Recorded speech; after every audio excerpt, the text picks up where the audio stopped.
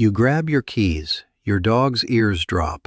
You put on your shoes and they start pacing. By the time you're actually out the door, their heart rate has already spiked and you haven't even left yet. Most owners try to fix separation anxiety after their dog is already panicking. That's like trying to put out a fire after the whole room is already burning. Today, I'm going to show you what to do before you ever reach for your keys, and why the way most people say goodbye is actually making things worse. Hey everyone, I'm Dr. Aaron Kelly. Separation anxiety is one of the most common behavioral issues vets see, and one of the most misunderstood. Owners often think their dog is just being dramatic or spoiled, when in reality this is a genuine panic response with real physiological effects. The good news? A lot of it comes down to routine, specifically what happens in the minutes before you leave. Before we start, comment below. Does your dog get anxious when you're getting ready to leave, or are they mostly fine? I want to see how many of you deal with this. Part 1. Why departures trigger panic. Here's what's actually happening in your dog's brain. Dogs are incredibly good at pattern recognition. Grabbing your keys, putting on shoes, picking up your bag, these become what's called pre-departure cues. Your dog learns that these specific actions predict you leaving, and over time, the anxiety response starts triggering the moment they see the cue, not when you actually walk out the door. This is why some dogs seem totally calm one moment, and the second you pick up your keys, they start pacing, panting, or whining. Their brain has already connected the dots. For dogs with more significant separation anxiety, this isn't defiance or manipulation. It's a real stress response, similar to a panic attack. Their heart rate and cortisol levels can rise measurably just from watching you prepare to leave, before you've even reached the door. Understanding this changes everything about how we approach it. The goal isn't to comfort your dog more in the moment right before you leave. It's to break the connection between those pre-departure cues and the anxiety response, well before that moment even happens.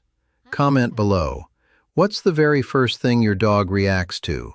Keys, shoes, your bag? I want to compare notes with you all. Part 2. The routine, step by step. Step 1. Desensitize the cues, separately from actually leaving. This is the single most overlooked step. Throughout the day, when you're not actually leaving, pick up your keys, put them back down, and go sit on the couch. Put on your shoes, then take them off, and keep doing whatever you are doing. Do this randomly, several times a day, with zero departure attached. Over time, your dog's brain stops associating those specific cues with panic is coming, because the cues no longer reliably predict you leaving. This doesn't happen overnight. For dogs with real anxiety, this can take a few weeks of consistent practice, but it's one of the most effective long-term fixes available. Step 2. Keep actual departures completely boring. This might go against instinct, but it matters. When you actually are leaving, don't make a big emotional goodbye. No long hugs, no "mommy will be back soon" in a worried tone, no lingering at the door.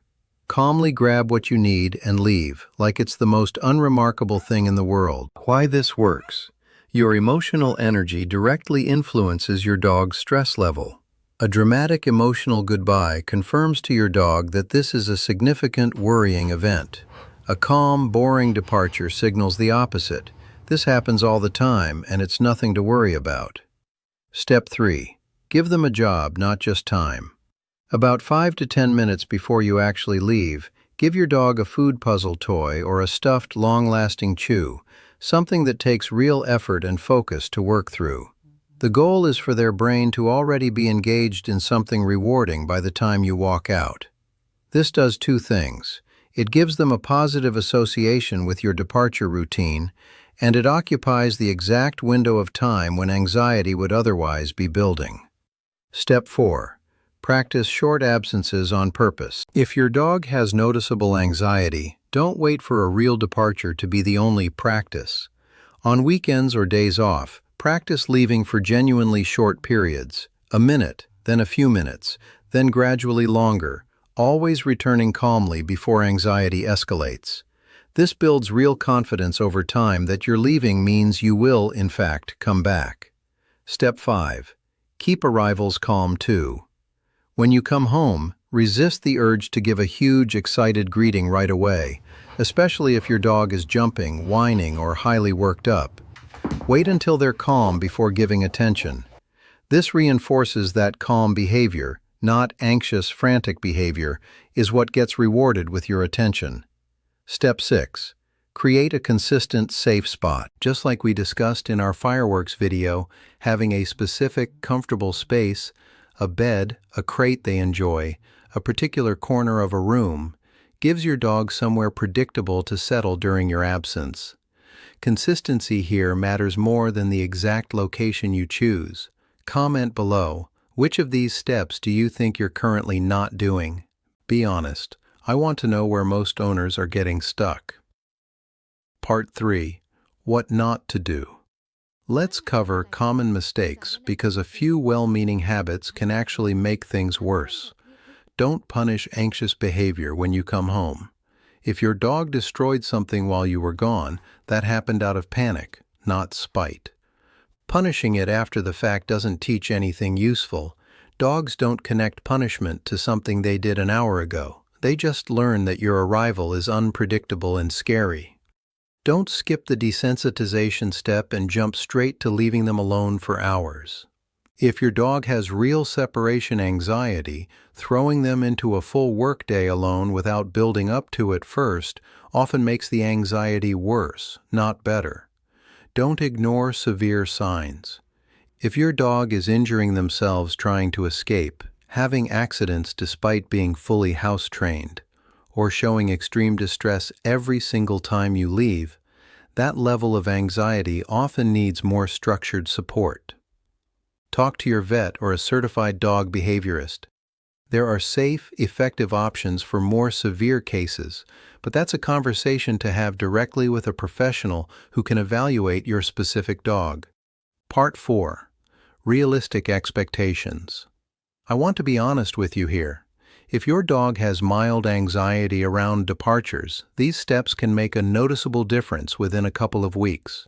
If your dog has more severe separation anxiety, this routine is a genuinely helpful foundation, but it may take longer, and in some cases, it works best alongside professional guidance. There's no version of this where I tell you it's fixed in one day. Anyone promising that isn't being straight with you. What actually works is consistency, patience, and breaking that connection between your routine and your dog's stress response, one repetition at a time. Let's recap. Desensitize your pre-departure cues throughout the day. Keep actual goodbyes calm and boring. Give them a job to focus on. Practice short absences on purpose. Keep arrivals calm too, and give them a consistent safe spot. Here's what I want from you. Tonight or tomorrow, try the first step. Pick up your keys and put them back down without leaving a few times and watch your dog's reaction. Come back and comment what you noticed. Did they even react at all? I want real results from real dogs. If this video helped you understand your dog a little better, hit subscribe. I post a new one every week and I promise it's worth it for both you and your dog. I'm Dr. Aaron Kelly, and I'll see you in the next one.